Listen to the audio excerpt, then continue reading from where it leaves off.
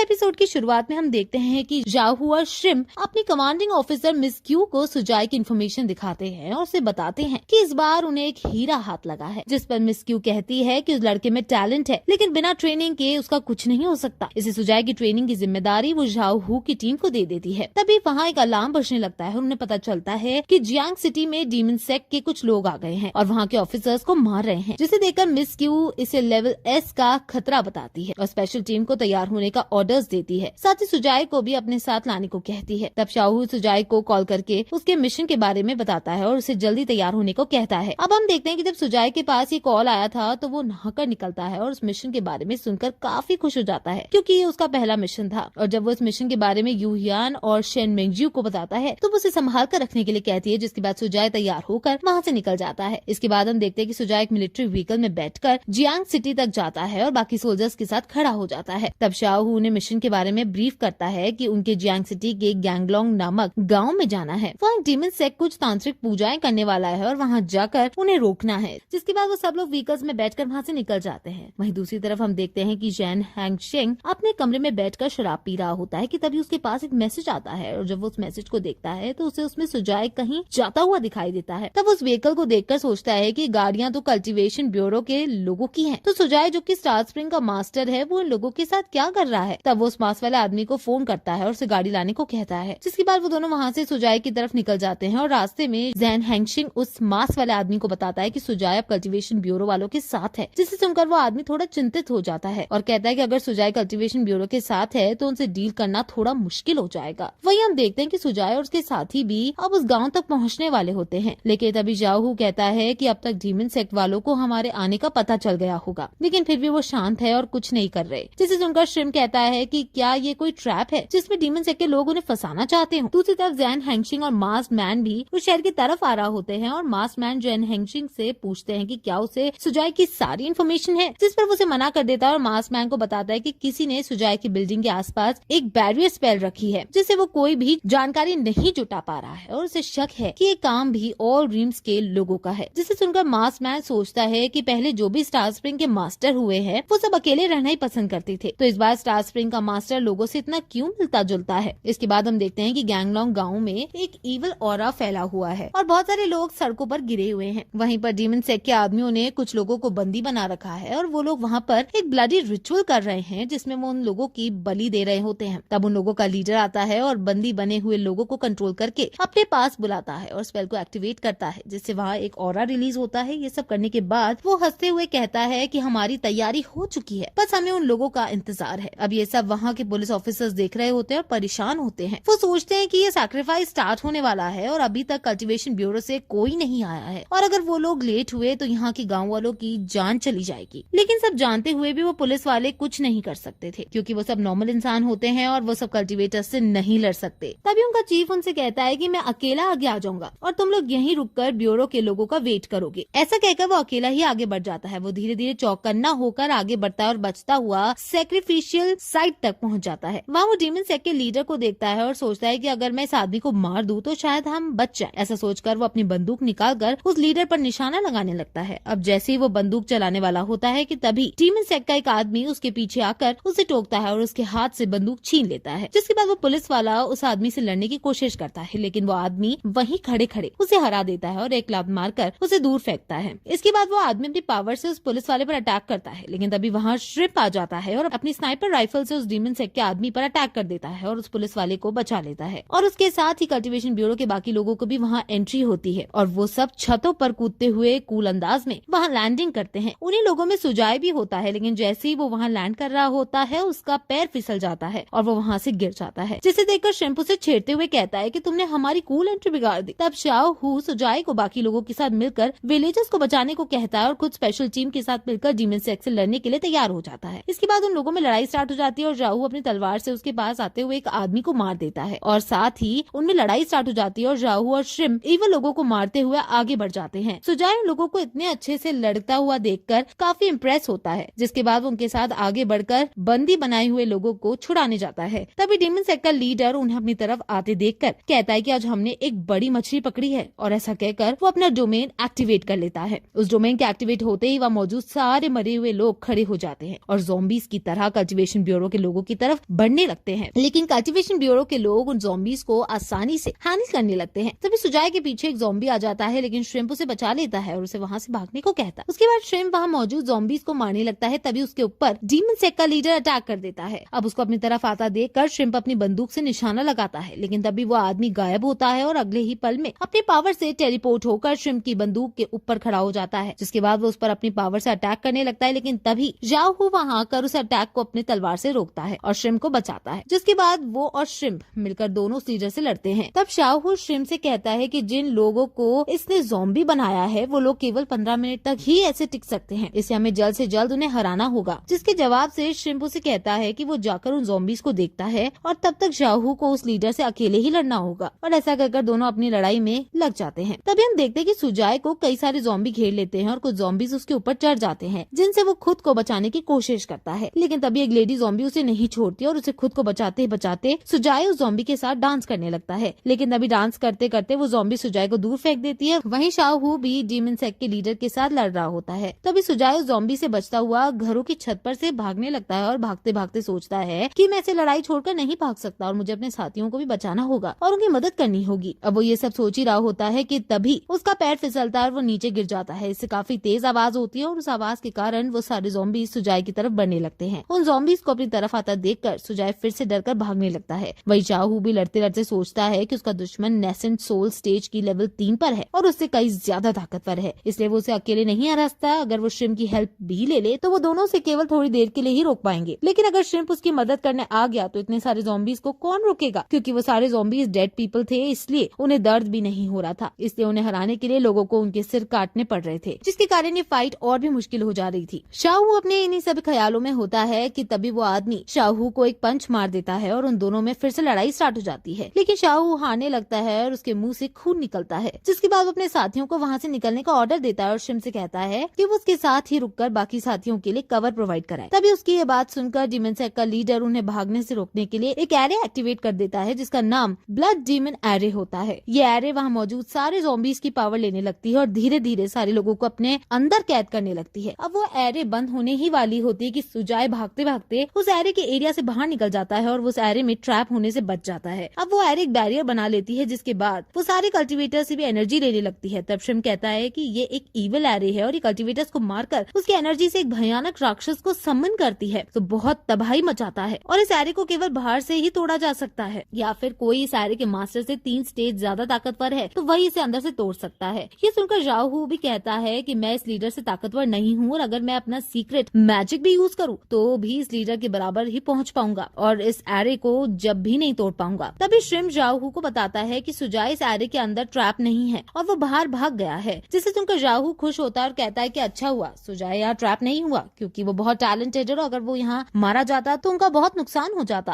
तब श्रिम्प चिल्लाकर सुजाय को वहाँ से भागने को कहता है और जाकर मिस क्यू को मदद के लिए बुलाकर लाने को कहता है। अब भागते भागते सुजाय सोचता है कि हाँ मुझे जल्दी से मिस क्यू को बुलाना चाहिए, लेकिन तभी वो सोचता है कि अगर वो भाग कर गया तो इन लोगों का क्या होगा। वही जाऊ एरे के अंदर से कहता है कि अब जब मैं यहाँ फंस ही गया हूँ और यहाँ से निकल नहीं सकता तो मैं अपने साथ ज्यादा से ज्यादा ज़ॉम्बीज को मार दूंगा, और ऐसा कहकर वो एक बहुत जोर से अटैक करता है, जिससे वहाँ बहुत बड़ा धमाका होता है। जिसके बाद वो और कल्टीवेशन ब्यूरो के बाकी मेंबर्स भी नारे लगाने लगते हैं और अपनी लाइफ की आखिरी फाइट के लिए तैयार हो जाते हैं। और इसी के साथ ये एपिसोड यहीं